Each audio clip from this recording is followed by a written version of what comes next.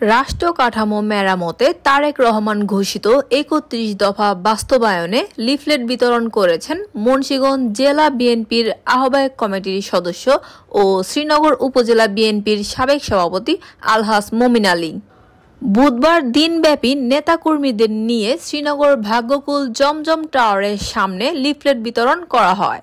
এ সময় উপস্থিত ছিলেন মুন্সিগঞ্জ জেলা বিএনপির আহ্বায়ক কমিটির সদস্য ও শ্রীনগর উপজেলা বিএনপির সাবেক সাধারণ সম্পাদক হাজী দেলোয়ার হোসেন, সিরাজদিখান উপজেলা বিএনপির সাবেক সাধারণ সম্পাদক আওলাদ হোসেন, ভাগ্যকুল ইউনিয়ন বিএনপির সাবেক সভাপতি আবুল তালুকদার, বিএনপি নেতা কফিল ব্যাপারী, আবু তাহের, বিল্লাল হোসেন, সোহরাব হোসেন, আব্দুল হাই তালুকদার, জিয়াউল হক প্যারিস, যুবদল নেতা শহীদুল ইসলাম সহ আরও অনেকে।